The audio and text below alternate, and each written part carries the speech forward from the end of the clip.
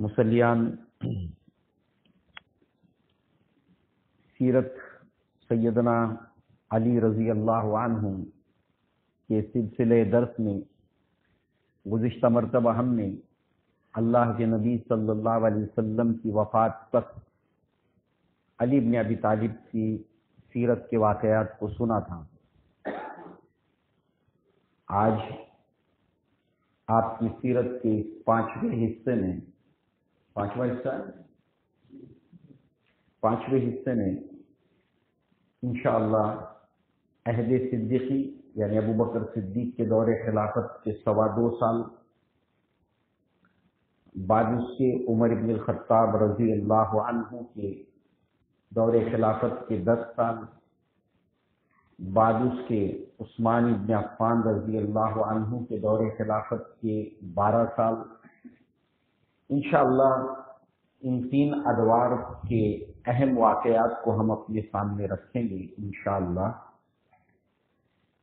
تو آغاز ہم کرتے ہیں دور صدیقی کے عہد خلافت سے، جیسے کہ اللہ کے نبی کی وفات کے بعد ابو بکر صدیق رضی اللہ عنہ کی خلافت کے اوپر اتفاق و اجماع ہوا اور بیعت کا سلسلہ سقیفہ بنو ساعدہ سے شروع ہوا۔ انصار کے محلے میں ایک جگہ ہے، وہاں سے شروعات ہوئی۔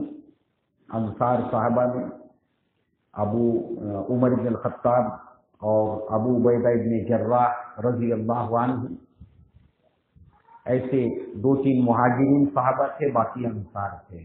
ابو بکر صدیق کے ہاتھ کے اوپر بیعت ہوئی۔ اس کے بعد مسجد نبوی میں عمومی بیعت ہوئی اور بیعت کا یہ سلسلہ جیسے جیسے آگے بڑھتا گیا، جس نے نہیں کی تھی دور تھے، قریب تھے، مصروف تھے، اس کے اعتبار سے یہ تسلسل جاری رہا۔ یہ عنوان کا یہ پوائنٹ بہت اہم ہے،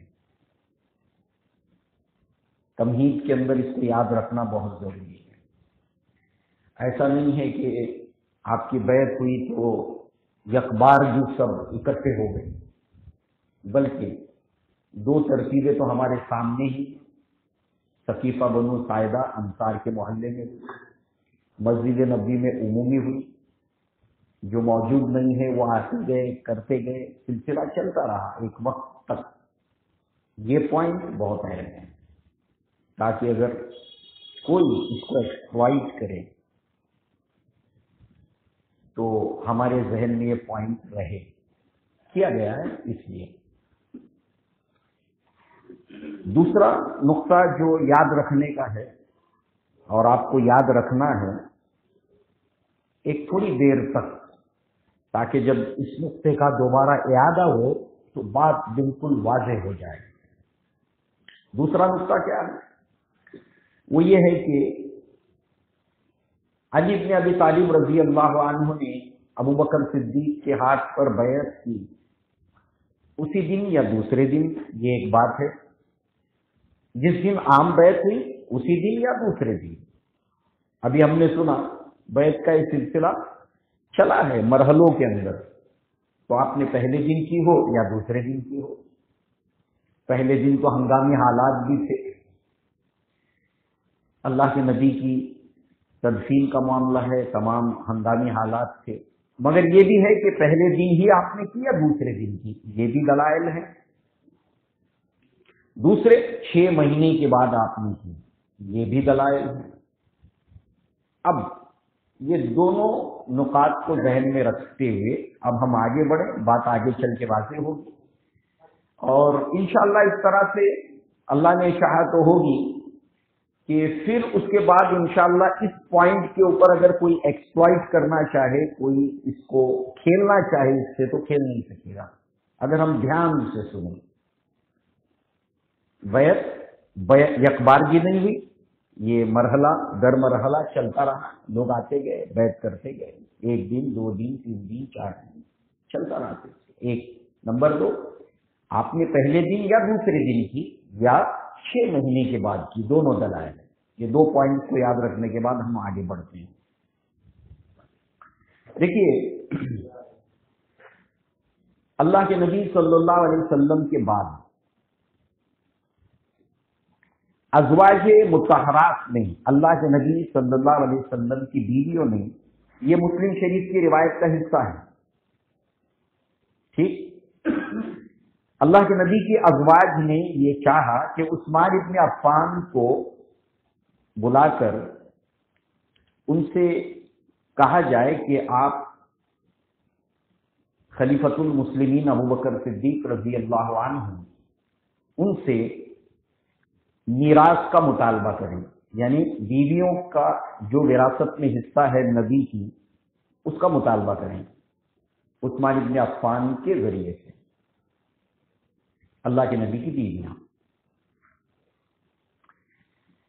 عائشہ صدیقہ رضی اللہ عنہا نے، جو خود بھی اللہ کے نبی کی زوجہ تھی، انہوں نے تمام بیویوں کو یہ بتایا کہ لا نورث ما ترکنا صدقۃ، کہ ہمارا کوئی ترکہ وراثت نہیں ہوتی، جو کچھ ہوتی ہے وہ عام صدقہ، جو رہ جاتا ہے، جو بھی کچھ رہ گیا ہے وہ صدقہ ہے۔ وراثت انبیاء نہیں چھوڑتے، انبیاء کی وراثت کیا ہے؟ علم کی وراثت ہے۔ لہذا یہ یاد دلایا، اللہ کے نبی کا فرمان یاد دلایا، اور صحابہ اور صحابیات کی اس ڈھب پر تربیت ہوئی تھی کہ معلومات نہیں ہے، علم نہیں ہے، کوئی بات کہہ دی، مگر جب ایک بات آ گئی کہ اللہ کے نبی نے یہ کہا ہے، اللہ نے یہ کہا ہے، تو پھر ختم بات، واطیعوا اللہ واطیعوا الرسول، اطاعت کرو اللہ کی اور اس کے رسول کی۔ تو جب عائشہ صدیقہ نے یہ بتایا کہ میراث کا مطالبہ نادرست ہے کیونکہ انبیاء کی کوئی وراثت نہیں ہوتی، ختم ہو گئی بات، ازواج مطہرات، وہ اسی وقت بات ختم ہو گئی۔ دوسرا واقعہ، سیدہ فاطمہ رضی اللہ عنہ عباس رضی اللہ عنہ کے ساتھ ابو بکر صدیق رضی اللہ عنہ کے پاس آتی ہیں، اور خضر کی زمین اور خیبر کا حصہ وراثت میں، اللہ کے نبی کی وراثت میں بیٹی کا جو بنتا ہے وہ اس کا مطالبہ کیا، جیسے ازواج مطہرات نے مطالبہ کیا، جیسے فاطمہ رضی اللہ عنہ نے مطالبہ کیا۔ تو فاطمہ رضی اللہ عنہ کے مطالبے کی دلیلیں تو لائی جائیں، ازواج نے جو مطالبہ کیا اس کی دلیل کو نہ لایا جائے، سوٹ نہیں کرتا، کیونکہ آگے بات بڑھتی ہے کہ جب دلیل دی گئی تو ازواج مطہرات کا بات ختم ہو گئی۔ ہم نے کہا تھا اس نقطے کو یاد رکھیں تو بات آگے بڑھتے بڑھتے واضح ہوتی چلی جائے گی۔ ایکسپلائٹ کہاں پہ کیا جاتا ہے، کنٹینٹ کو کیا چھپایا جاتا ہے، کیا بتایا جاتا ہے، اپنی نقطۂ نظر کے لیے کیا ٹھیک ہے، کیا نہیں ٹھیک ہے، کیا چھوڑنا ٹھیک ہے، کیا لینا ٹھیک ہے۔ لہذا ابو بکر صدیق رضی اللہ عنہ نے کہا لا نورث ما ترکنا صدقۃ، وہی بات بتائی ابو بکر صدیق نے جب مطالبہ کیا، انما یاکل آل محمد من ھذا المال۔ یہ بخاری کی روایت ہے، 6726 نمبر کی روایت۔ تو ابو بکر صدیق نے کہا کہ انبیاء کا، اللہ کے نبی نے فرمایا کہ ہمارا یعنی انبیاء کا کوئی ترکہ، کوئی وراثت نہیں ہوتی، اور میں اللہ کے نبی صلی اللہ علیہ وسلم کی جو بھی آل ہیں تو وراثت میں نبی کے فرمان کے مطابق کوئی معاملہ نہیں بنتا، تو اس اعتبار سے بات یہ نادرست ہے، تو کوئی وراثت میں حصہ معاملہ نہیں ہوگا۔ پھر آپ نے فرمایا کہ میں ایسی کوئی بات چھوڑ نہیں سکتا جس کو اللہ کے نبی کرتے تھے، میں ایسی کوئی بات نہیں چھوڑ سکتا جس کو اللہ کے نبی کرتے تھے اور میں چھوڑ دوں، یہ نہیں ہو سکتا، اور جس کو اللہ کے نبی صلی اللہ علیہ وسلم نے نہیں کیا اس کو میں کر نہیں سکتا۔ اور یہ صرف اس معاملے میں نہیں ہے، صرف اس میٹر میں ابو بکر صدیق کا یہ اسٹینڈ نہیں ہے، بلکہ جس وقت दुक्कतैन के अंदर कुरान को जमा करने की बात आई कि हुफ्फाज शहीद हो रहे थे, उस वक्त आपने यही बात कही थी कि जिस काम को अल्लाह के नबी ने नहीं किया मैं इसको कैसे करूं। तो साहबा ने दलाइल पेश किए कि नहीं, ये चीज नबी के तालीमात के, उसकी रूह के, उसकी स्पिरिट के खिलाफ नहीं है। कायल किया गया, दलाइल दिए गए, तो आपने माना। तो तमाम साहबा का तरीका मनहज यही है, इस्तिदलाली इज्तिहादी सहू हो सकता है, कोई बात इल्म में नहीं हो सकती, मगर जब इल्म में आ गई, दलाइल दिए गए, तो फिर अपनी बात पीछे डाली। तो यहां पर भी आपने वही कहा, मैं वो काम कैसे करूं जिसको अल्लाह के नबी ने नहीं किया। दुक्कतैन में कुरान शरीफ जमा करने की बात नहीं है। उसामा इब्ने ज़ैद को जब विदा किया जाने लगा तो साहबा ने कन्विंस करने की कोशिश की कि आप जो है वो ये काम न करें, क्योंकि इस वक्त अंदरून के अंदर से मुर्तदीन जो इर्तिदाद की लहर चल पड़ी, माली ने ज़कात का मामला है, नबूवत के झूठे दावेदार हैं, इतने सारे लोग अंदरून अरब उठ खड़े हुए हैं और इतनी बड़ी ताकत को आप जो है वो रोमा की तरफ भेज रहे हैं। तो इसके अंदर एक तरकीब बैठाई जाए कि या तो अंदरून का मामला पहले निपट लिया जाए। तो कहा कि जिसको अल्लाह के नबी ने जिस लश्कर को विदा किया हो, मैं इसको कैसे रोकूं। तो पूरे 2.25 साल में नबी के बाद हर जगह अबू बकर सिद्दीक का ये स्टैंड है। तो फिर इसको क्यों छोड़ दिया जाए, इसको क्यों सिर्फ लिया जाए। तो कोई मखसूस मौक़िफ़ इस मामले में अबू बकर सिद्दीक का नहीं था। तमाम सहाबा का इजमा है, अबू बकर सिद्दीक का स्टैंड दुरुस्त है।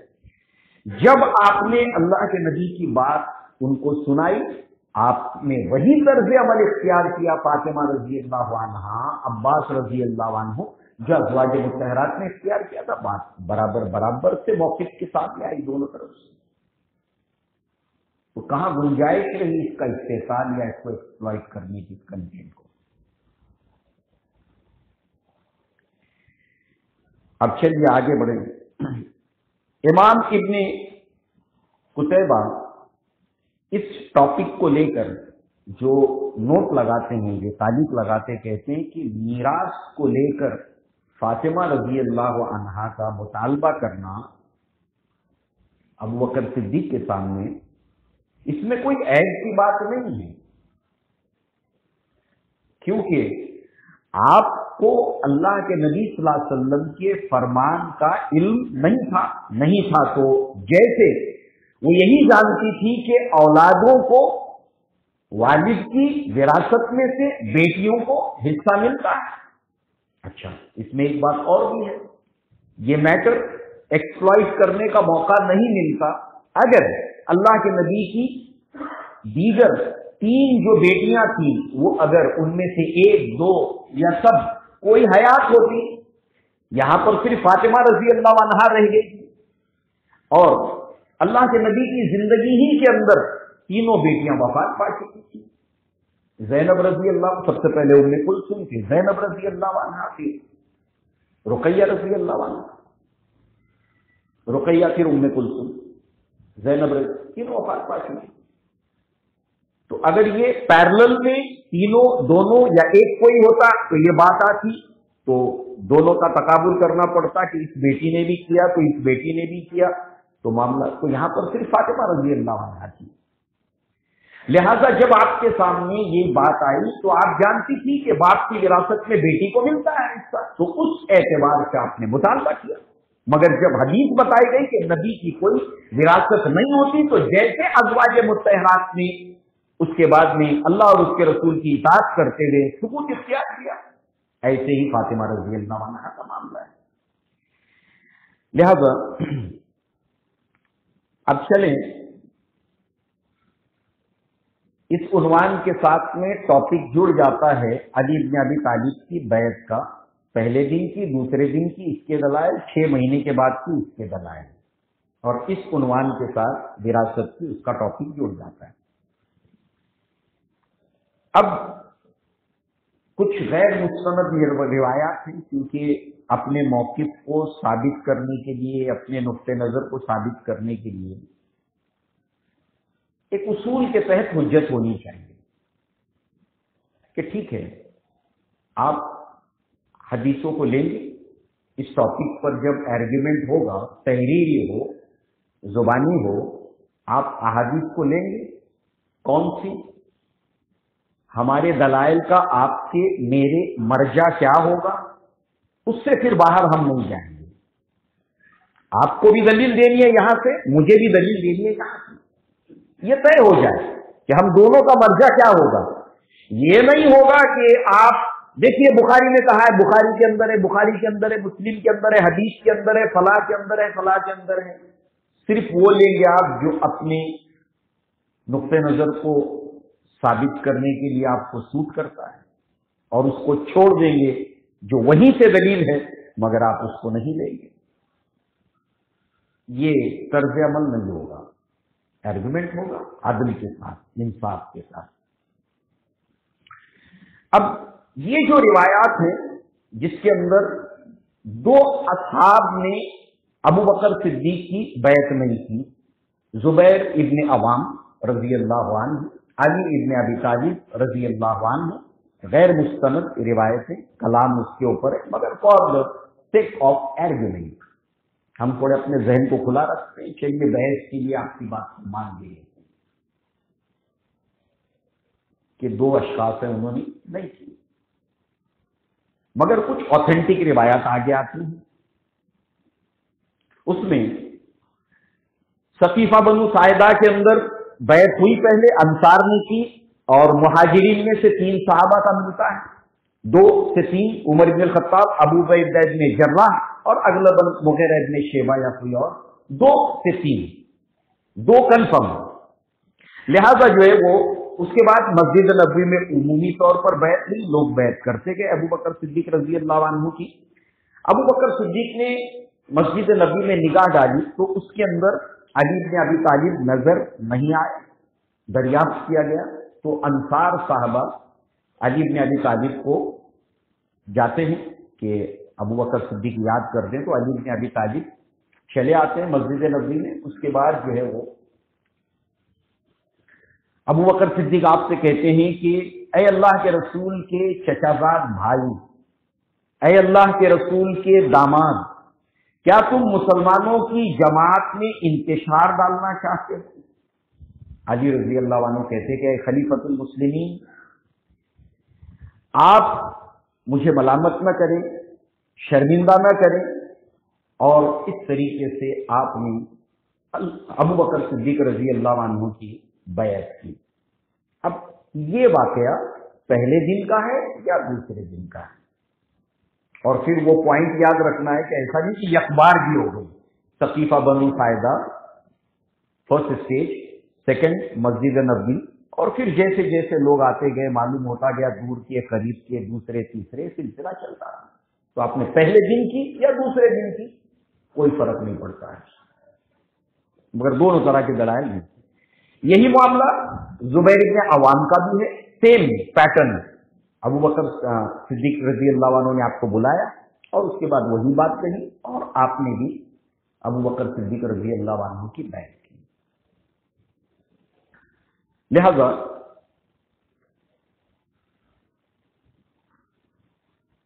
اس کے ساتھ ساتھ جو ہے وہ اب دوسری چیز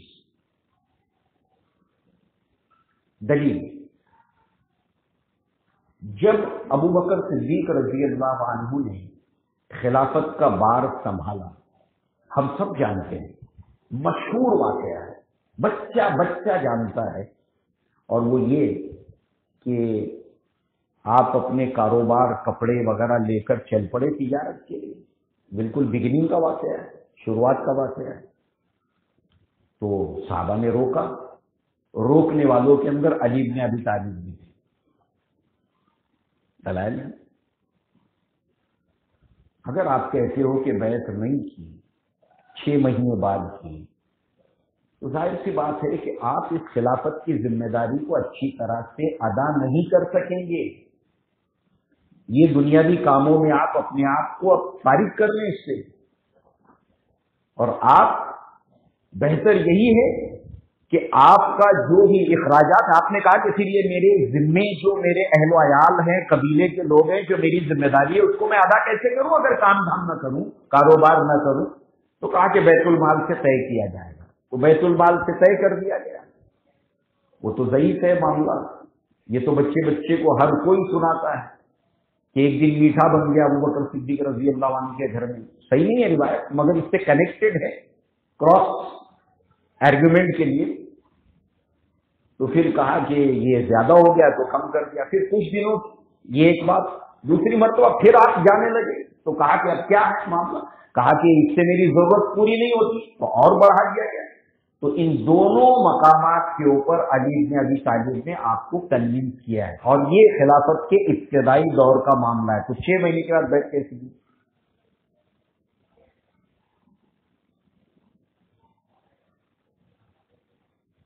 اب آگے بڑھتے ہیں ہم مزید اور دلائل کے لیے. امام بیہقی رحمہ اللہ نے بیان کیا کہ اللہ کے نبی کے 6 مہینے کے بعد ہی، اور ہم کو وہ بھی معلوم ہے کراس ویریفیکیشن کے لیے، فاطمہ رضی اللہ عنہ اللہ کے نبی صلی اللہ علیہ وسلم کے آخری وقت میں رونے لگی. تو آپ نے کچھ کان میں کہا. کیا کہا تھا؟ بعد میں عائشہ صدیقہ نے رضی اللہ عنہا نے جب پوچھا تو کہا کہ میرے اہل بیت میں تم سب سے پہلے مجھ سے آنے لگے. 6 مہینے کے بعد اللہ کے نبی کی وفات سے آپ بیمار ہو گئی.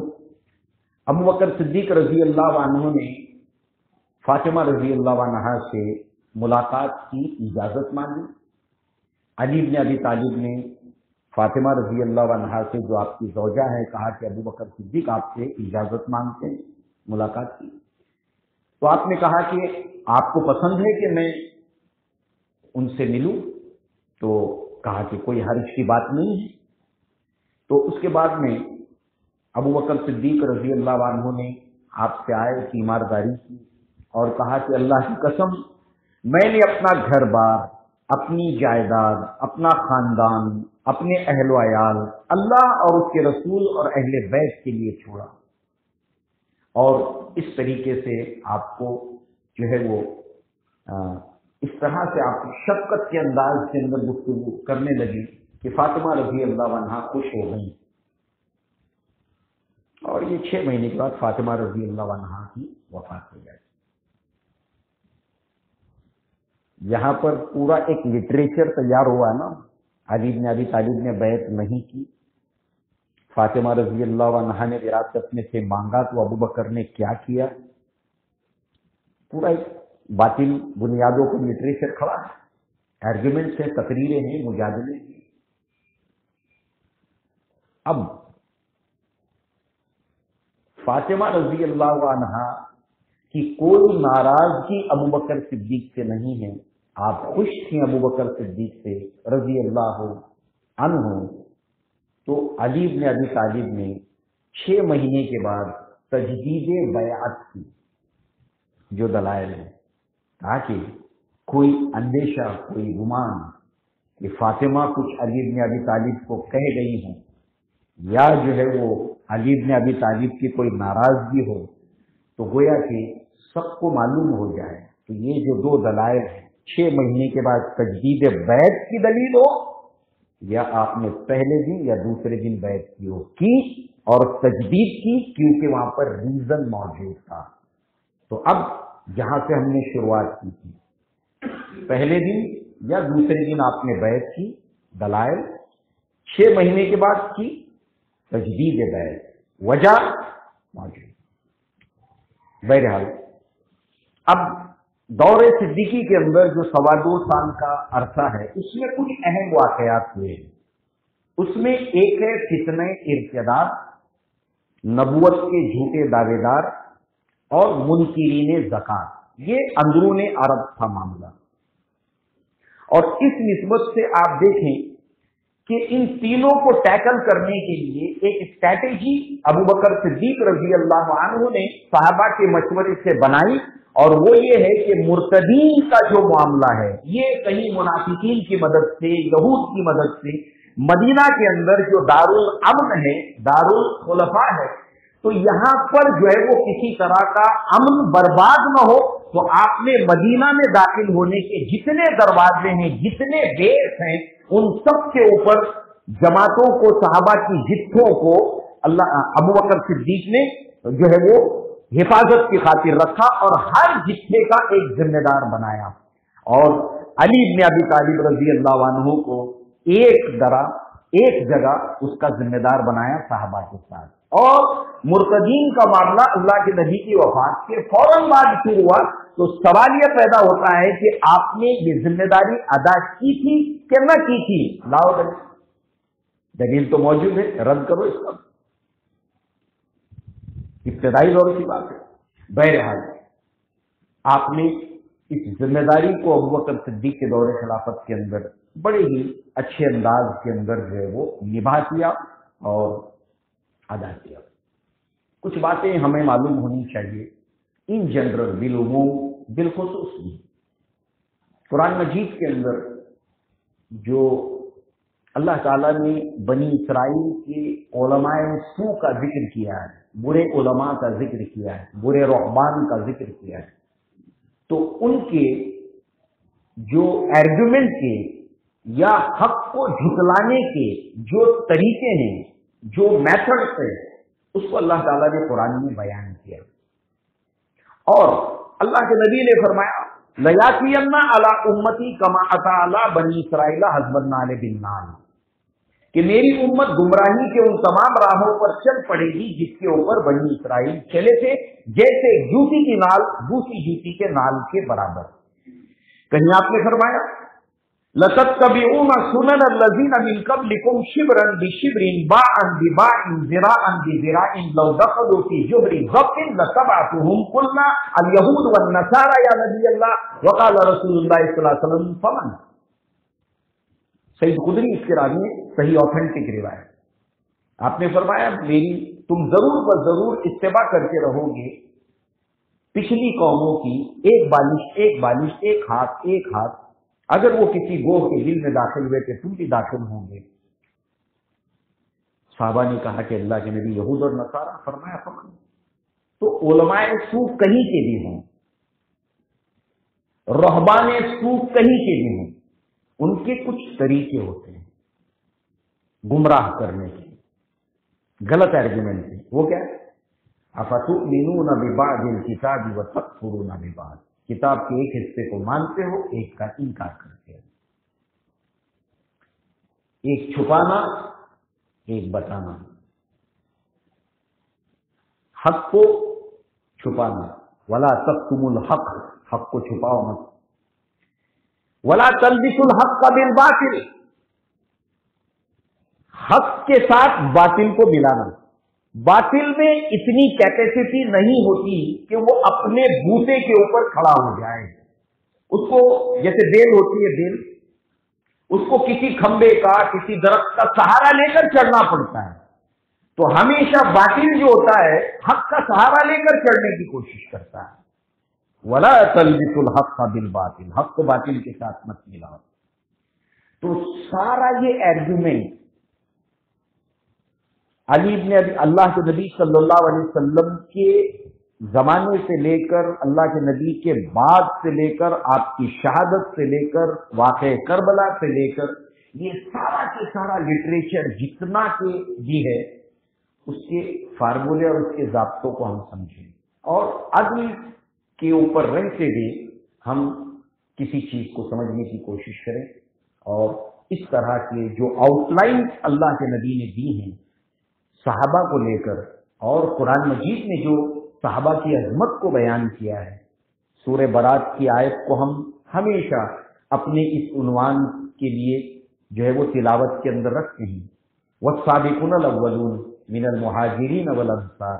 سابقون الاولون میں سب سے پہلے 4 لوگ ہیں جو سب سے اولین ایمان لانے والوں کے اندر بالغ مردوں کے اندر عمر رسیدہ مردوں میں ابو بکر صدیق ہے۔ سابقون الاولون، مہاجرین نے ہجرت نبی کے ساتھ کی ہے، سابقون الاولون بھی ہوئے، مہاجرین بھی ہوئے، تو قرآن مجید کی آیت ہے، تو لوگ اس کو ابو بکر صدیق رضی اللہ عنہ کو مہاجرین میں شمار کرو گے؟ ابو بکر صدیق رضی اللہ عنہ سابقون الاولون، اولین ایمان لانے والوں میں سے کیا کہتے ہیں؟ یا یہ ہے کہ افتؤمنون ببعض الکتاب وتکفرون ببعض؟ بہرحال اسی طریقے سے جو ہے وہ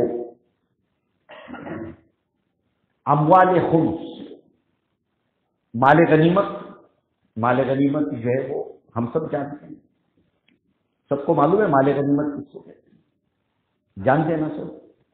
اس کی شریعت کے اندر اللہ تبارک تعالیٰ نے اس کے احکامات ڈوز اینڈ ڈو ناٹس ہیں مال غنیمت کے۔ اور بدر کے موقع پر مال غنیمت کا معاملہ آیا تو اس وقت آغاز ہوتا ہے کہ یہ مال غنیمت جو ہے وہ انفال، یسألونک عن الانفال، اے نبی آپ سے مال غنیمت کے بارے میں پوچھتے ہیں، آپ کہہ دیجئے مال غنیمت اللہ اور اس کے رسول کا ہے، یہ کہہ کر چھوڑ دیا گیا اور کہا گیا کہ اللہ اور اس کے رسول کی اطاعت کرو۔ اور پھر سورہ انفال جیسے جیسے نازل ہوتی گئی اس کے اندر آپ دیکھیں گے سورہ انفال کی آیت نمبر 41 کے اندر جو ہے وہ اللہ تبارک تعالیٰ نے یہاں پر فرما دیا کہ وَاعْلَمُوا أَنَّمَا غَنِمْتُم مِّن شَيْءٍ فَإِنَّ لِلَّهِ خُمُسَهُ وَلِلرَّسُولِ وَلِذِي الْقُرْبَىٰ، اس کا خمس، پانچواں حصہ وہ ہے اللہ کے رسول کے لیے اور ان کے رشتہ داروں کے لیے اور یتیموں کے لیے اور مسکینوں کے لیے۔ تو اللہ کے نبی کے آل، آپ کے رشتہ داروں کے اور یتیموں اور مسکینوں کے لیے پانچویں حصے میں سے اللہ کے نبی تقسیم کرتے تھے۔ پوائنٹ کو نوٹ کریں آپ۔ تو ابو بکر صدیق کے دور خلافت کے اندر مال غنیمت جو بھی آئے گا وہ تمام کے تمام مال غنیمت میں سے خمس کی تقسیم کا ذمہ دار ابو بکر صدیق رضی اللہ عنہ نے علی بن ابی طالب کو بنایا۔ اللہ اکبر! کبھی ہم غور نہیں کرتے ان نقطوں کے اوپر۔ قرآن کی آیت دیکھیے کہ اہل بیت کے سب سے نمائندہ اور ریپریزنٹ کرنے والے علی بن ابی طالب ہیں آپ کے آل کی طرف سے، اور ابو بکر صدیق نے مال غنیمت کا جو معاملہ ہے خمس کا، اس کی ذمہ داری ہی علی بن ابی طالب کو دے دی۔ اللہ اکبر! ہم نے کبھی غور نہیں کرتے اس بات کے اوپر۔ کیا زبردست اقدام تھا، فتنوں کے جڑ کے اوپر پیشہ رکھنے کا کام ہے جو یہاں پر صحابہ کرام اللہ نے ان کو جو وزڈم دیا تھا، جو حکمت دی تھی، فتنوں کا جس طریقے سے وہ سد باب قبل الوقت قتل الموذی قبل الایذا، موذی کو قتل کرو اس سے پہلے کہ وہ ایذا پہنچائے، پہلے سے ہی ان فتنوں کا سد باب کرنے کے راستے جو ہے موقع نہ ملے ظالموں کو، مگر یہ ساری چیزیں وہ گٹک جاتے ہیں کیونکہ ان کو سوٹ نہیں کرتی۔ اسی کو تو مدعا بناتے تھے، لہذا جو ہے وہ اسی کے ساتھ ساتھ جو ہے وہ مشاورتی مجلس کے اندر ابو بکر صدیق رضی اللہ عنہ کے جو ایڈوائزری کمیٹی تھی اس کے نمائندہ، یعنی جو سب سے آگے مشاورتی کمیٹی کے اندر تھے، اس کے اندر علی بن ابی طالب رضی اللہ عنہ تھے، عمر بن الخطاب تھے، عثمان بن عفان تھے رضی اللہ عنہم اجمعین۔ لہذا جو ہے وہ اسی کے ساتھ ساتھ جو ہے وہ جب صدیق اکبر کی وفات ہوئی ہے، 2.25 سال کا آپ کا دورانیہ ہے، اور جو آپ کو ذمہ داری دی گئی آپ نے اس کو نبھایا، اور جو رسپانسبلٹی آپ کو ملی ہے آپ کے دور خلافت میں اس کو ہم نے یہاں پر دیکھا۔ لہذا جو ہے وہ جب آپ کی وفات ہوئی ہے تو ابن عباس رضی اللہ عنہما کہتے ہیں کہ جب سب چل رہا تھا، تکفین کا تدفین کی تیاریاں چل رہی تھی، تو میرے کاندھے کے اوپر کسی نے پیچھے سے ہاتھ رکھا، پلٹ کے دیکھا تو علی بن ابی طالب تھے رضی اللہ عنہ۔ کہتے تھے لوگوں سے، لوگوں بتاؤ سب سے بہادر کون تھا؟ فرعون کے دربار کا وہ مومن، سورہ مومن قرآن میں ہے جس کو سورہ غافر بھی کہا جاتا ہے، پورا اس کے اندر ایک تفصیلی قصہ उस मर्द मोमिन का है जो फिरौन के दरबार के अंदर बबांगे दोहल खड़ा हो जाता है मूसा अलैहिस्सलाम की हिमायत के अंदर, और पूरी कौम को खिताब करके जो वहां पर उस मोमिन ने जो खिताब किया है, जो दलाइल दिए हैं, अक्सर व बेशतर आप देखेंगे कि दावत और हिकमत के साथ दावत, उसके दलाइल के अंदर जब मज़ामीन लिखे गए, उसके दलाइल के अंदर जब तसनीफें लिखी गई, इस उन्वान के ऊपर हिकमत के साथ दावत देने के इस उन्वान के ऊपर कि दावत किस तरह दी जाए, तो उसके अंदर मज़ामीन के अंदर, किताबों के अंदर ऐसा हरगिज नहीं होता कि ये तकरीर ना आए, लाजवाब तकरीर है। सिर्फ एक दलील आप देखिए कि वो मोमिन कहता है कि लोगों दरबार के अंदर फिरौन के सामने, फिरौन सरेंडर हो जाता है, वहां पर सरेंडर हो जाता है, कहता है कि मैं तो तुम्हारी भलाई चाहता था इसलिए सब करना चाहता था। इतना जबरदस्त आर्ग्यूमेंट जो है वो वहां पर किया है। बहरहाल जो है हम उस बहस में नहीं जाते हुए आगे बढ़ते हैं। तो अली इब्न अबी तालिब कहते हैं कि मोमिन जो है वो बहादुर था या अबू बकर सिद्दीक रज़ी अल्लाह अन्हु। सवाल पूछते थे लोगों से, और कई दिनों तक आपकी वफात के बाद लोगों से पूछे, लोगों बताओ अबू बकर सिद्दीक बहादुर थे या वो मोमिन? तकाबुल करते थे, बताओ। तो इस पर जवाब भी खुद ही देते थे कि अबू बकर सिद्दीक उस मोमिन से ज्यादा बहादुर थे, क्योंकि वो मोमिन जो था फिरौन के दरबार में एक वक्त तक अपने ईमान को छुपाए हुए था, और अबू बकर सिद्दीक अव्वल दिन से अपने ईमान का इजहार किए हुए थे। और फिर आपके वाकयात सीरत के बहादुरी के एक के बाद एक गिनाते थे। लिहाजा जो है अबू बकर सिद्दीक, उमर इब्न खत्ताब, उस्मान इब्न अफ़्फ़ान, सब ने अल्लाह के नबी के अहले बैत का बहुत ख्याल रखा है। अल्लाह के नबी सल्लल्लाहु अलैहि वसल्लम की वसीयतें थी, और दूसरी तरफ अली इब्न अबी तालिब ने तमाम खुलफाए राशिदीन के साथ में जो आपका मामला है वो पीसफुल है और समओसात वाला है। लिहाजा जो है वो इसी के साथ साथ जो है वो आपकी वफात के बाद अगला दौर फारूकी का है, यानी उमर इब्न खत्ताब की खिलाफत का दौर। और अबू बकर सिद्दीक के दौरे खिलाफत के उमर इब्न खत्ताब के दौरे खिलाफत के अंदर जो मजलिस शूरा थी, उसके एक अहम मेंबर थे, जैसे अबू बकर सिद्दीक के दौरे खिलाफत में, बल्कि मुशीर अव्वल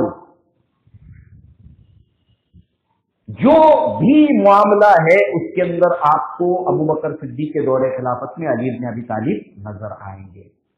लिहाजा जो है वो इसके साथ साथ बुखारी के अंदर रिवायत है 4481 नंबर की, कि जो अली इब्न अबी तालिब रज़ी अल्लाह अन्हु के फजाइल के अंदर उमर इब्न खत्ताब ने जो कहा है, ये रिवायत बुखारी रहमहुल्लाह लाए हैं। और एक जोरदार तमाशा है उन लोगों के ऊपर कि उमर इब्न खत्ताब अली इब्न अबी तालिब के बारे में अपनी क्या राय रखते थे। लिहाजा आप कहते हैं अक़रऊना उबई व अफ़ज़ाना अली रज़ी अल्लाह अन्हुमा। आप कहते हैं कि कुरान के बेहतरीन कारियों में उबई इब्न काब हैं, और फैसलों और कज़ा के मामले में अली इब्न अबी तालिब रज़ी अल्लाह अन्हु। ये आपके अदल, आपके फैसलों को लेकर उमर इब्न खत्ताब की राय थी। बेहतरीन फैसले अली इब्न अबी तालिब रज़ी अल्लाह अन्हु। बहरहाल गैर मामूली ज़हीन थे अली इब्न अबी तालिब। इंशाअल्लाह आपका दौरे खिलाफत जब आएगा तो इंशाअल्लाह हम देखेंगे। बल्कि शाह वलीउल्लाह दहलवी ने एक बहुत अहम बात बताई है कि जिस तरह के फितने अबू बकर सिद्दीक के बाद फितनों का सिलसिला बढ़ा, इतना बढ़ा कि उमर इब्न खत्ताब की शहादत के ताल्लुक से तो अल्लाह के नबी सल्लल्लाहु अलैहि वसल्लम ने पेशनगोई कर दी थी कि जब ये दरवाजा टूट जाएगा तो उसके बाद इस उम्मत के ऊपर फितने ऐसे आएंगे जैसे समंदर के अंदर जो मौजें कांटे मारते हुए होती हैं, ऐसे फितने आएंगे, फिर रुकेंगे नहीं। सईद खुदरी से लोगों ने पूछा कि इससे मुराद जो है वो ये दरवाजा जो टूटेगा, टूट जाएगा या तोड़ा जाएगा? कहा तोड़ा जाएगा। تو کہا یہ کون ہے؟ کہا عمر بن الخطاب نے رضی اللہ، یہ دروازہ امت کے لیے پروٹیکشن وال عمر بن الخطاب ہے۔ کہا کہ یہ عمر بن الخطاب خود جانتے تھے؟ کہا کہ ہاں انہیں پتا تھا یہ وہ خود ہیں۔ اس کے بعد فتنوں کا سلسلہ، عثمان بن عفان کی شہادت، 6 سال امن کے، 6 سال فتنے ہی فتنے، بلوائیوں کا فتنہ، آپ کی شہادت 40 دن تک پانی بند کر دیا، اندر کوئی چیز جا نہیں رہی، کوئی چیز باہر نہیں آ رہی ہے۔ اور اس کے بعد آپ کے خود کے جو 4 سال ہیں علی بن ابی طالب کے 4 سال سے کچھ زائد فتنوں سے بھرپور، اور ظاہر سی بات ہے فتنے بڑھتے بڑھتے بڑھتے بڑھتے اپنے کلائمیکس کو پہنچ گئے۔ 26 سال سے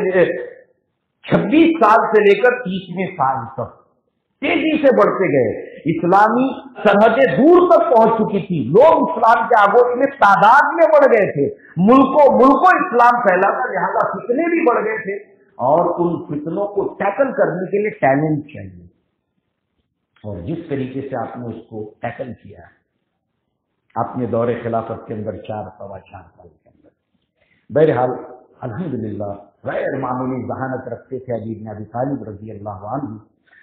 تو یہ عمر بن الخطاب کا آپ کے تعلق سے جو رائے ہے، اسی طریقے سے مالی جو ادارے تھے اس کی ذمہ داری، اس کا نظم علی بن ابی طالب کے ہی ذمہ تھا، جس طریقے سے وہاں صرف خمس کا معاملہ ابو بکر صدیق کے دور خلافت میں تھا، اس کے علاوہ مجلس مشاورت کے اندر اور جو فتنے تھے اس کے ارتداد کے اندر آپ نے جو آپ کو ذمہ داریاں دی، یہاں پر اس کے علاوہ بھی مالی ذمہ داریاں جو ہے وہ آپ کو سونپی گئی عمر بن الخطاب کے دور خلافت کے اندر۔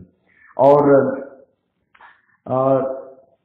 عمر بن الخطاب طویل مدت تک کچھ لیتے نہیں تھے، لمبی مدت تک آپ نے کچھ خلافت کا جب بار سنبھالا تو کچھ لیا نہیں بیت المال سے، اپنے اخراجات خود ہی چلاتے تھے، مگر ایک وقت کے بعد ظاہر سی بات ایسا ہوا کہ ان کو ضرورت تو پیش آئی، اب پورے اپنے آپ کو جھونک دیا اس کام کے اندر، اور اس کے بعد جو ہے وہ اخراجات کا جب مسئلہ آیا تو مشورہ کیا، اس مشورے میں علی بن ابی طالب بھی ہے، اور ان کے سامنے یہ بات رکھی کہ کیا لوں میں اس میں سے، ابو بکر صدیق تو لیا کرتے تھے، تو اب ظاہر سی بات ہے وہی ایک سلسلہ، اب حاجت ہے، ضرورت ہے، اگر آپ دنیاوی کاموں میں اپنے آپ کو کھپائیں گے، لگائیں گے، تو اپنی ضروریات کے لیے جو بھی وقت لگائیں گے وہ وقت وہاں لگائے جانے کا نہیں ہے، آپ کا وقت امت کے لیے لگے، بڑے بڑے کام کرنے ہیں، یہ بہت بڑا ڈیمیج ہے، نقصان ہے اس کام میں اگر آپ لگ جائیں۔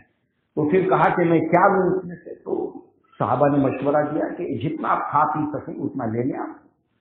تو اس کے بعد جو ہے وہ علی بن ابی طالب سے پوچھا کہ آپ کی کیا رائے ہے، تو کہا کہ صبح اور شام کا کھانا آپ کا، اس کا بندوبست ہو جائے آپ کا، اور جو آپ کے متعلقین ہیں ایگریڈ ہو گئے، اور اس کے اوپر راضی ہوئے، اور علی بن ابی طالب نے مشورہ دیا، اس کو آپ نے ایکسیپٹ کیا۔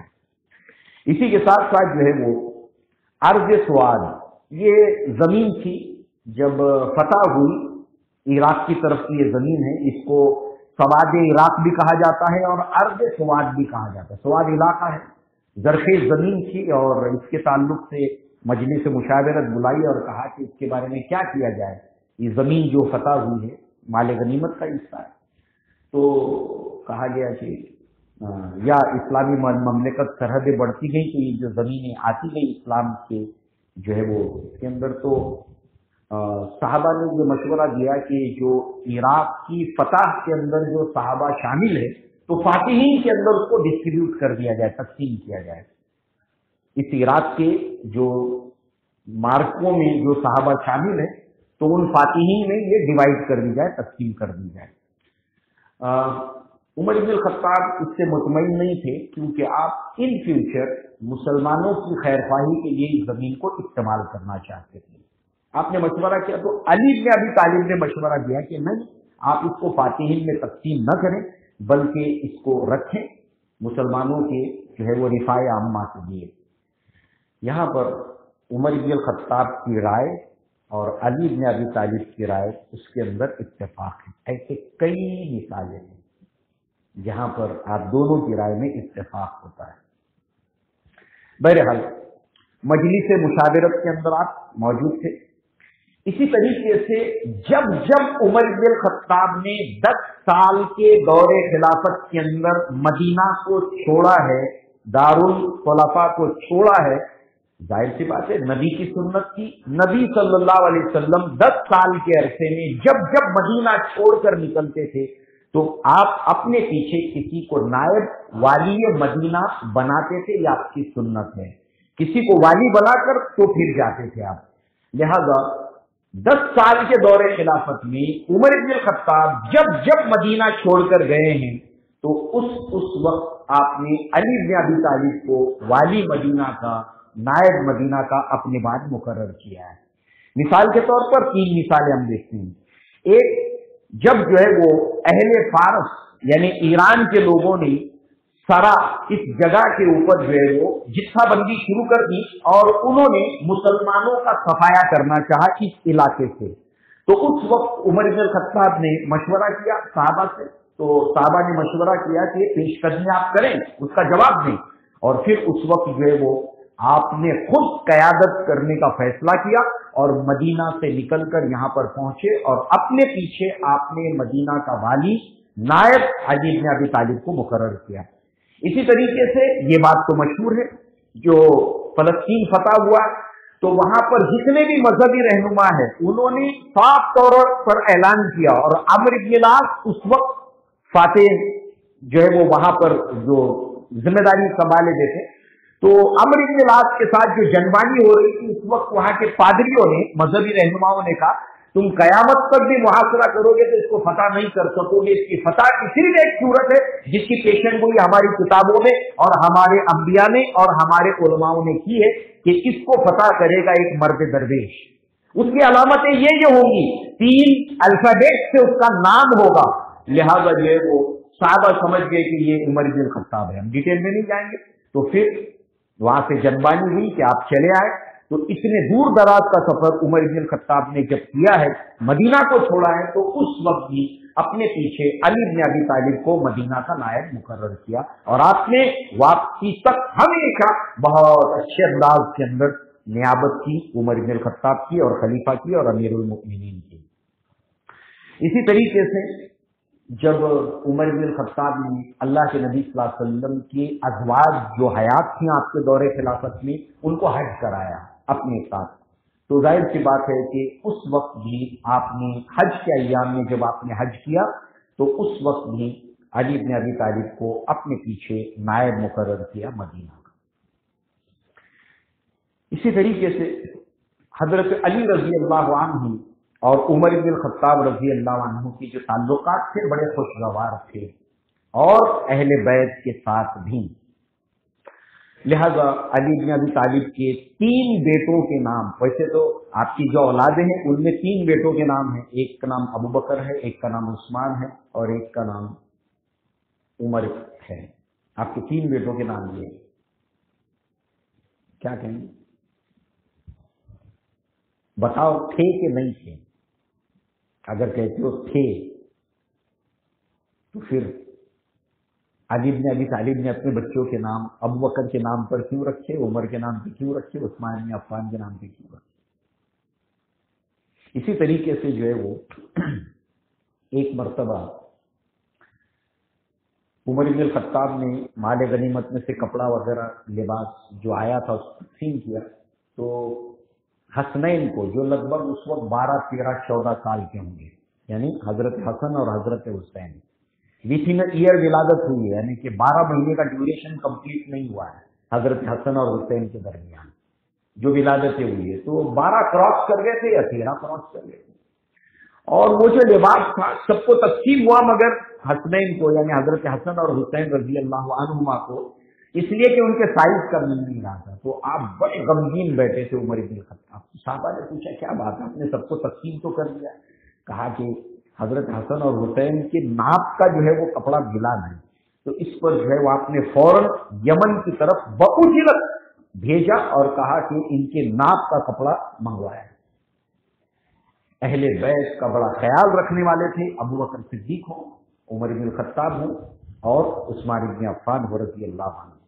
इसी तरीके से अली इब्न अबी तालिब रज़ी अल्लाह अन्हु और फातिमा रज़ी अल्लाह अन्हा की बेटी उम्मे कुलसुम, उनसे उमर इब्न खत्ताब का निकाह हुआ, यानी कि आप अली इब्न अबी तालिब के दामाद भी हुए। اور آپ ससुर हुए उमर इब्न खत्ताब रज़ी अल्लाह अन्हु। इसी तरीके से जो है वो जब उमर इब्न खत्ताब की शहादत का मामला हुआ और अभी आखिरी अय्याम चल रहे थे, दवा काम नहीं कर रही थी, तो उस वक्त आपने जो है वो एक कमेटी बनाई और 6 सहाबा की कमेटी बनाई, और इन 6 सहाबा में 6 के 6 अशराए मुबश्शरा थे। उस्मान इब्न अफ़्फ़ान रज़ी अल्लाह अन्हु, अली इब्न अबी तालिब, अब्दुर्रहमान इब्न औफ, साद इब्न अबी वक़्क़ास, ज़ुबैर इब्न अवाम, तलहा बिन उबैदुल्लाह, सब के सब अशराए मुबश्शरा में से 6 हैं। इनकी कमेटी बनाई कि मेरी शहादत के बाद आप उस वक्त तक कमरे से नहीं निकलेंगे जब तक कि अपने में से किसी एक को मुसलमानों का अमीर नहीं बनाएंगे। बहरहाल जो है वो उसके बाद उमर इब्न खत्ताब की वफात के बाद, शहादत के बाद, अली इब्न अबी तालिब का वैसे ही स्टेटमेंट है कि वो लोगों से कहते थे, अल्लाह की कसम, उमर इब्न खत्ताब का जो है वो बॉडी है सामने, तकसीम का मामला चल रहा है, उसकी तरफ मुखातिब होकर कहते हैं कि अल्लाह की कसम, आपके बाद कोई ऐसा शख्स आपने छोड़ा नहीं है। उमर इब्न खत्ताब मुखातिब होकर जब तकसीम का सिलसिला चल रहा है कि अल्लाह की कसम, आपने अपने बाद कोई भी ऐसा शख्स नहीं छोड़ा है कि मेरे अंदर उसको लेकर ये हिर्स हो कि मेरा अमल उसके जैसा हो, यानी आपके बाद कोई ऐसा नहीं है, यानी आपके आमाल को देखकर, आपकी शख्सियत को देखकर मुझे हिर्स होती कि मेरे भी आमाल ऐसे हो और मैं ऐसे ही आमाल के साथ अल्लाह ताला से मिलूं। ये उमर इब्न खत्ताब के बारे में एक्नॉलेज करना उनको, उनके ताल्लुक से ये रिमार्क जो है वो अली इब्न अबी तालिब का है। लिहाजा जो है वो उसके बाद आप कहते थे, मुझे ये गुमान था बल्कि यकीन था कि आप जो है वो अल्लाह के नबी और अबू बकर के पड़ोस में होंगे, यानी तदफीन के लिए। अब ये मुफस्सल वाक़या हम पढ़ चुके हैं कि किस तरीके से वो ईमान अफरोज वाक़या है जब आपने आयशा सिद्दीक़ा से इजाज़त चाही, क्योंकि आपका घर था, अबू बकर सिद्दीक अल्लाह के नबी के पहलू में जगह चाहिए, तो लिहाजा जो है वो कहते हैं कि मुझे यकीन था कि आपको अल्लाह के नबी और अबू बकर के पहलू में जगह मिलेगी, और मेरे पास इसकी दलील थी, इसलिए कि अल्लाह के नबी सल्लल्लाहु अलैहि वसल्लम कहा करते थे, ज़हबतु अबू बकर व उमर व दखलतु अना अबू बकर व उमर, ज़हबतु अना अबू बकर व उमर व खरजतु अना अबू बकर व उमर, मैं चला, मेरे साथ अबू बकर चले, मेरे साथ उमर चले, मैं दाखिल हुआ, मेरे साथ अबू बकर दाखिल हुए, मेरे साथ उमर दाखिल हुए, फिर मैं निकला, मेरे साथ अबू बकर निकले, मेरे साथ उमर निकले, मैं था, अबू बकर थे, उमर थे, मैं था, अबू बकर थे, उमर थे। बुखारी में एक किस्सा है कि उस भेड़िए का किस्सा जब सुनाया गया अल्लाह के नबी सल्लल्लाहु अलैहि वसल्लम को, कि जब उससे रेवड़ वाले ने जो उसने शिकार किया था उसको छीनना चाहा, तो उस भेड़िए ने जो कलाम किया और उस बैल ने इसके ऊपर सवारी किए रहता एक शख्स, उसने कहा कि अल्लाह ताला ने मुझे सवारी के लिए, मेरी पीठ पर बैठने के लिए नहीं, मेरे जोतने के लिए बनाया गया है, लिहाजा ये खबर जब नबी को दी गई तो अल्लाह के नबी ने फरमाया, मैं इस पर ईमान लाया, अबू बकर लाए, ईमान लाए, और उमर ईमान लाए, यानी आपकी गैर मौजूदगी में अल्लाह के नबी ने कई मर्तबा दोनों साहबा के ईमान की शहादत दी है, वो मौजूद नहीं है कभी। तो मैं इन तमाम दलाइल की बुनियाद पर समझता था कि अल्लाह के नबी के बाद अबू बकर सिद्दीक वहां पर पड़ोस में पहलू में दफन हुए, और मुझे ये यकीन था कि उमर इब्न खत्ताब पहलू में दफन होंगे, और वही हुआ। लिहाजा जो है वो ये जहन की वसत, ये दिल की वसत अली इब्न अबी तालिब की शख्सियत और किरदार के अंदर। इसी तरीके से उसके बाद हम सब जानते हैं कि फिर 6 सहाबा में से 3 ने ये कहा कि इस मशवरे के अंदर अली इब्न अबी तालिब, उस्मान इब्न अफ़्फ़ान और अब्दुर्रहमान इब्न औफ, इन 3 सहाबा अशराए मुबश्शरा के हक में 3 सहाबा ने कहा कि जो राय अब्दुर्रहमान की होगी वो मेरी होगी। एक ने अपनी राय का हक उस्मान इब्न अफ़्फ़ान को दिया, एक साहबी ने अपनी राय का हक जो है अली इब्न अबी तालिब को दिया कि इन तीनों की जो राय होगी, मेरी राय इनके मुताबिक, मेरी राय इनके मुताबिक। अब रह गए 3 सिर्फ ओपिनियन, तीनों में से। अब अब्दुर्रहमान इब्न औफ ने उम्मत पर इतना बड़ा एहसान किया कि ऐलान किया कि मैं अपने आप को इस खिलाफत की जिम्मेदारी से दस्तबरदार करता हूं। और उस्मान इब्न अफ़्फ़ान से पूछा कि ए उस्मान, अगर मैं अली इब्न अबी तालिब की बैत से तुमसे कहूं तो तुम मानोगे? कहा कि हाँ मानूंगा। उनकी इताअत करोगे? कहा इताअत करोगे। यही सवाल अली इब्न अबी तालिब से पूछा, मैं अगर उस्मान इब्न अफ़्फ़ान को जिम्मेदार बनाऊं अमीरुल मुमिनीन मशवरा करके, तो क्या तुम उनकी इताअत करोगे? कहा कि हाँ इताअत करूंगा। अब रह गए सिर्फ दो। लिहाजा आपने उसके बाद जितने भी बदरी साहबा हैं, जितने भी सुलह हुदैबिया के अंदर थे, उन साहबा से दर्जा बदर्जा, फिर गुलामों से, फिर औरतों से, बाजारों के अंदर सबसे जो है वो मशवरा किया, दोनों के ताल्लुक से ओपिनियन लिया, और अक्सर व बेशतर इस मशवरे के बाद सबसे आपने उस्मान इब्न अफ़्फ़ान को डिक्लेयर किया। इस तरीके से ये मसले को आपने हल किया। और उसके बाद उस्मान इब्न अफ़्फ़ान जो है वो उमर इब्न खत्ताब के बाद में इमारत की जिम्मेदारी जो है वो आपने संभाली, खिलाफत की जिम्मेदारी आपने संभाली। और इसी तरीके से जो है वो आपने 23 ज़िलहिज्जा को उस्मान इब्न अफ़्फ़ान के हाथ के ऊपर बैअत की। और हुदूद की तनकीज़ की जिम्मेदारी उस्मान इब्न अफ़्फ़ान के दौरे खिलाफत के अंदर एक इजाफी जिम्मेदारी आपकी तरफ आई, वो हुदूद की तनकीज़ है। यानी कि शरीयत के अंदर जो हदें जारी की जाती है जानी के ऊपर, चोर के ऊपर, तो इसकी जिम्मेदारी, ये जिम्मेदारियां फराइज को अली इब्न अबी तालिब ने अदा किया था।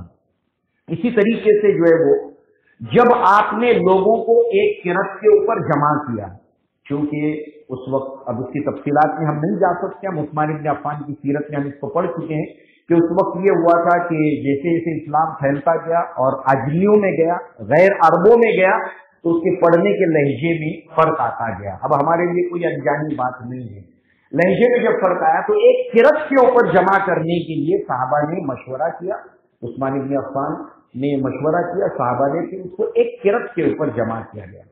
तो लिहाजा जो है वो उसको लेकर जो है वो, और जो बलवाइयों ने 13 आपके ऊपर एलिगेशंस लगाए थे, उन तमाम को लेकर जो है वो किरत के ऊपर जमा करने को लेकर आप लोगों से कहा करते थे, जो कितना फैलाते थे कि देखो तुम लोग इंतहा पसंदी का शिकार मत बनना, जो उस्मान इब्न अफ़्फ़ान कह रहे हैं वो भली बात है, भली बात कहो तुम, और अगर उस्मान इब्न अफ़्फ़ान की जगह मैं भी रहता तो मैं भी वही करता जो उस्मान इब्न अफ़्फ़ान कर रहे हैं, एक किरत के ऊपर जमा करने का काम।